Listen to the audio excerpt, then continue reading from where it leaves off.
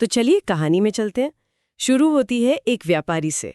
वो शिरडी पहुंचता है। हाँ और वो बहुत दुखी है, मतलब बुरी तरह से टूटा हुआ। जी। पता चलता है कि उसका उसका लाखों का माल चोरी हो गया है। सोचिए जरा, लाखों का माल और उसका परिवार, उसके बच्चे, वो भुखमरी की कगार पे आ गए हैं। ओहो, ये तो बहुत ही भयानक स्थिति है। मतलब किसी का भी हौसला टूट जाए ऐसी हालत में। बिल्कुल। और इसी हताशा में वो रोता हुआ, बिल्कुल बेबस होकर साईं बाबा के पास पहुंचता है। और अपनी सारी पीड़ा, अपना सारा दुख उनके सामने रख देता है।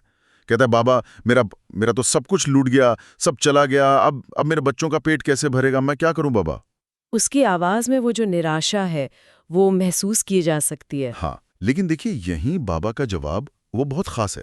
जी बिल्कुल, वो कोई गुस्सा नहीं करते, डांटते नहीं है। बिल्कुल शांत स्वर में, हाँ, बड़े ठहराव के साथ कहते हैं, चिंता मत कर, तेरे धन की रक्षा मैंने की है। धैर्य रख और सच्चे मन से नाम जप। इसमें देखिए, एक तो आश्वासन है पक्का वाला, और दूसरा एक स्पष्ट निर्देश भी है। हाँ, ये बात मुझे बहुत अच्छी लगी। सिर्फ ये नहीं कहा कि अरे सब ठीक हो जाएगा, चिंता मत करो। नहीं नहीं, उन्होंने करने के लिए कुछ दिया। धैर्य रखो और नाम जपो।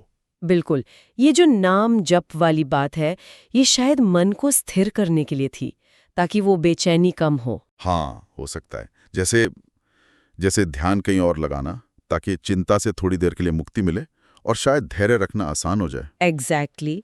क्योंकि जब मन शांत होता है तभी तो आप धैर्य रख पाते हैं।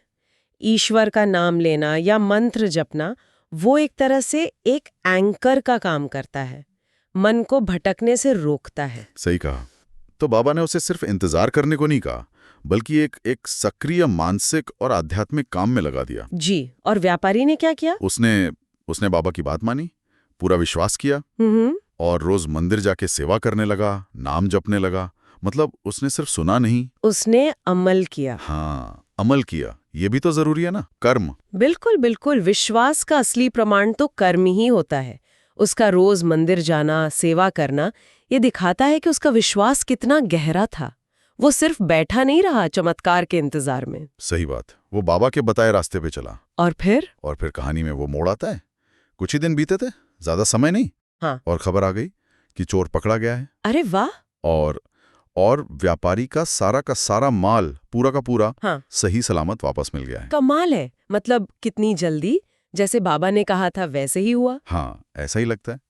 लेकिन आपकी वो बात याद है, बाबा ने ये नहीं कहा था कि मैं माल वापस ला दूंगा। हाँ हाँ, उन्होंने कहा था मैंने तेरे धन की रक्षा की है। ये एक सूक्ष्म सा अंतर है, पर शायद बहुत महत्वपूर्ण है। बिल्कुल, हो सकता है रक्षा का मतलब सिर्फ माल वापस मिलना ना हो सकता है उसका मतलब हो उस मुश्किल घड़ी में उसे संभालना, उसे टूटने से बचाना, उसे वो आंतरिक बल देना। वाह, ये तो बहुत गहरा मतलब निकल रहा है। हाँ, और फिर जब वो व्यापारी जाहिर है खुशी से पागल हो गया होगा। हाँ बिल्कुल, वो आभार से भरकर बाबा के चरणों में गिर गया। और क्या कहा उसने? उसने कहा, बाबा अगर आप ना होते तो मेरा सब खत्म हो जाता, सब बर्बाद हो जाता। और बाबा का जवाब, बाबा बस मुस्कुराए। और उन्होंने जो कहा वो इस कहानी का सार है। क्या कहा? उन्होंने कहा, मैं तो बस एक माध्यम हूँ। अच्छा। सच्चा विश्वास कभी व्यर्थ नहीं जाता। देखिए वो श्रेय खुद नहीं ले रहे हैं। नहीं, बिल्कुल नहीं। वो कह रहे हैं असली ताकत कहाँ है? भक्त के सच्चे विश्वास में। ये विनम्रता और ये नजरिया कमाल का है। और ये भक्त को भी कितनी शक्ति देता है, हैं? हाँ, कि तुम्हारी अपनी आस्था में ही दम है, मैं तो बस एक जरिया हूँ। जी, ये कहानी सिर्फ बाबा की महिमा नहीं है, ये असल में विश्वास की ताकत की कहानी है। निश्चित रूप से। गुरु या मार्गदर्शक रास्ता दिखाते हैं, हौसला देते हैं, पर चलना तो भक्त को ही पड़ता है। विश्वास तो उसे ही रखना पड़ता है। और फल उसी विश्वास और धैर्य का मिलता है। तो अगर हम इस पूरी कहानी को समेटें तो मुख्य सीख क्या मिलती है?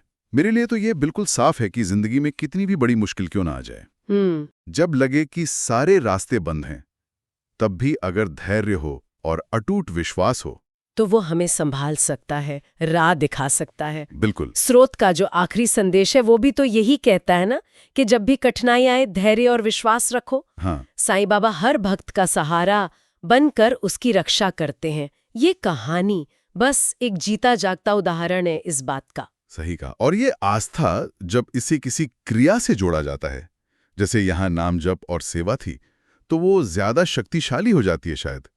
हाँ, वो उसे एक दिशा देती है, एक फोकस देती है। सिर्फ निष्क्रिय इंतजार नहीं रहता। सच में ये कहानी सोचने पर मजबूर करती है कि आज की इस भागदौड़ वाली जिंदगी में जहां इतनी अनिश्चितता है, हाँ, क्या इस तरह का धैर्य और विश्वास बनाए रखना मुमकिन है? ये वाकई एक गहरा सवाल है। शायद ये कहानी हमें यही याद दिलाती है कि बाहरी हालात हमारे बस में हो ना हो, लेकिन हम उन हालातों पर प्रतिक्रिया कैसे करते हैं।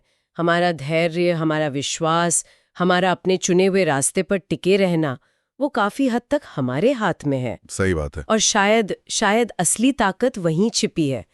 इस पे सोचा जा सकता है। सब्सक्राइब करें और जुड़ें साईं बाबा की भक्ति में रोजाना। भक्ति वीडियो सबसे पहले पाने के लिए बेल आइकन दबाएं। ओम साई राम लिखकर साईं बाबा का आशीर्वाद पाएं।